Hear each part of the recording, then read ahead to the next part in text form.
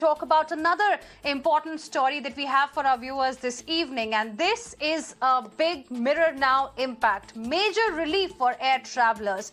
5 days ago, right here on Urban Debate at Mirror Now, we highlighted how air travelers were being inconvenienced during their air travel. The regulator has now taken note of the incidents highlighted by us for you, and a notice has been sent to all airlines. Airlines can no longer exploit consumers. That's the clear message that has gone from DGCA to Indian Airlines. The airlines have been told to not book any passengers beyond serviceable seats, and non-compliance by airlines will be viewed seriously. Airlines have been barred from selling unserviceable seats as well.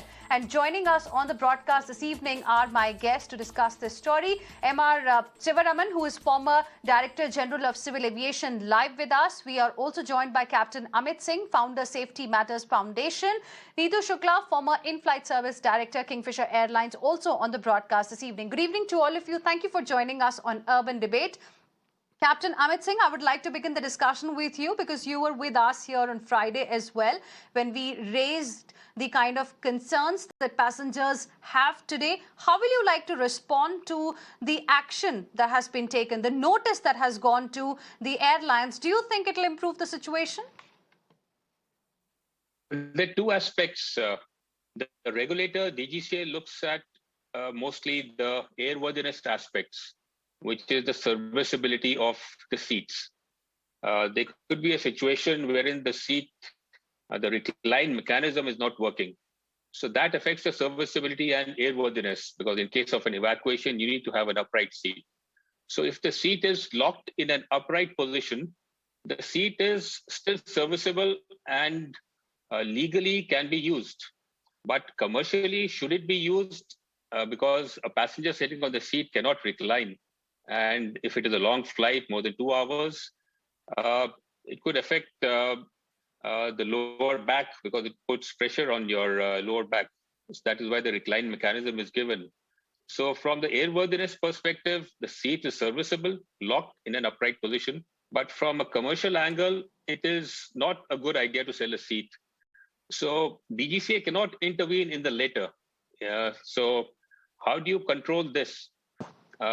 A lot of in the hospitality sector, you have cabin appearance. There is a system of auditing and reporting. So what is the service condition of your seats and in-flight entertainment equipment? So it is incumbent upon the airlines to do a self-audit and regulate themselves so that they have better passenger experience. So that is for them to do.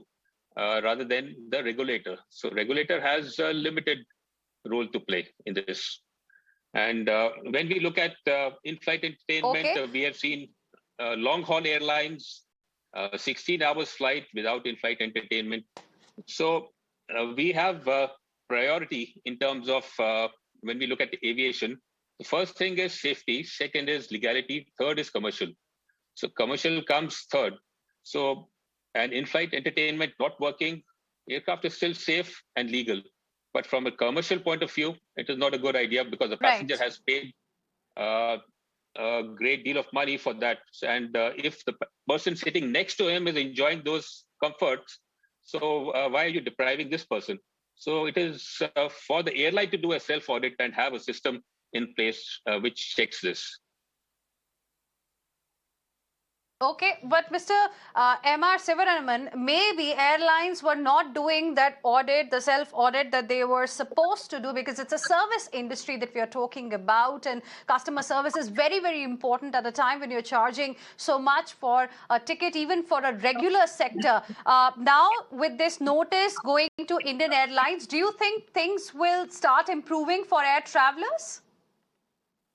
I suppose so. I think it's extremely important that the seats are in good condition. Nowadays, the seats come with almost capacity to withstand 16 G forces. And from my personal experience, I can tell you, in 1992, I think, when an aircraft crashed and a Tu-154 crashed in Delhi, it got inverted on the runway, and it dragged along the runway for 1,500 meters. The aircraft caught fire, and all the passengers were hanging upside down. I was there when the passengers were coming out of the aircraft. Not a single passenger was hurt because the seats were very good and the belts were very good. Seats are very important from the point of view of safety of passengers. There are several incidents that have been reported abroad where seats saved the passengers.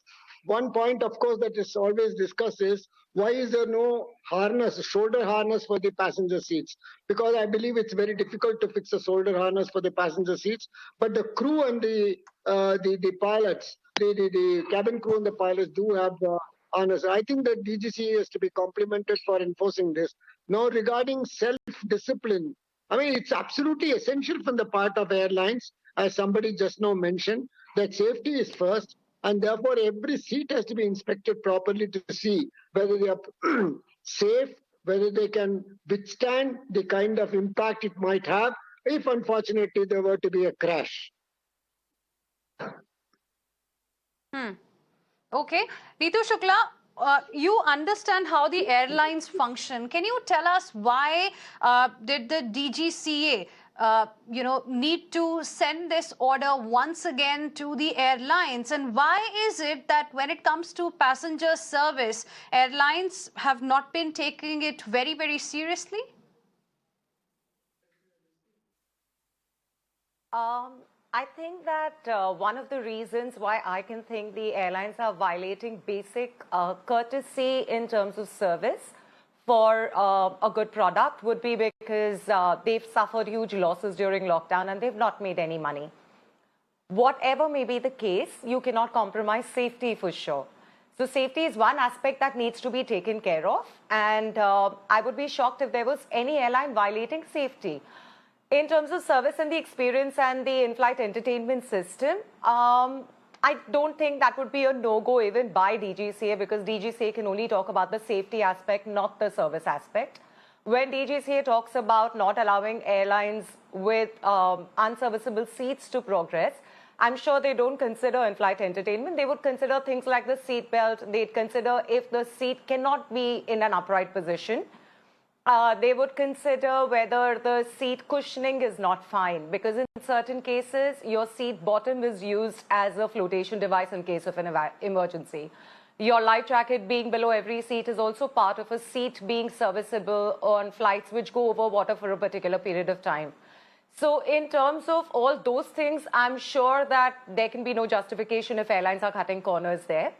What must have happened is seats must have become unserviceable when the aircrafts weren't flying. And I know there's something called cannibalism that takes place, which means you take parts of serviceable aircrafts which are grounded for technical reasons, and you use them in the aircrafts that are flying. So at a point when you suddenly have this whole influx of aircrafts and these flight schedules which increase, and they don't have enough aircrafts in tow, they generally use they suddenly then are lost because they've already cannibalized the parts of aircraft which are standing on ground. So at that point of time, I think what the airlines are probably doing in the interest of earning money is not taking care of the service aspect of the seats. I'm sure safety aspects, if they don't take care, they'd be immediately grounded. So this kind of reminder not to play foul with the safety of the airline, I think it's required by DGCA at this point of time.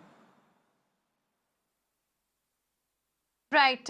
But, like you said, maybe the financial condition is leading to this kind of a situation for the passengers. But the question is, look at the flight tickets right now, the ticket prices. I mean, for a Delhi-Mumbai flight, we are paying close to 8,500 rupees. It used to be, what, 3,000, 4,000 before the pandemic. So, when we are paying so much, this is the least that the airlines can consider giving us.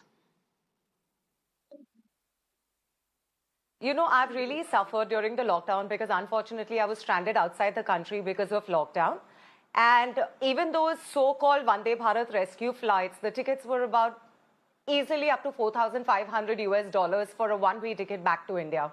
So I think the Vande Bharat flight set the tone of exorbitant pricing because those tickets were really, really expensive to come back to India. And now the airlines, because they've suffered, they've been cashing in on that price range. So that is something that I think DGCA normally does crack the whip eventually on pricing. I hope they crack the whip because these kind of prices are crazy. And I agree, the prices are exorbitant right now. So that needs to be rationalized. And if you're charging that much, you make sure that at least the routes where the flights tickets are exorbitant, those seats are fine. And those seats are not in a bad shape. Of course, we'll see what eventually now happens as far as the airfares are concerned, because airlines want the airfare bans to also go. Thank you very much, all of you, for joining us here on Urban Debate on Mirror Now this evening.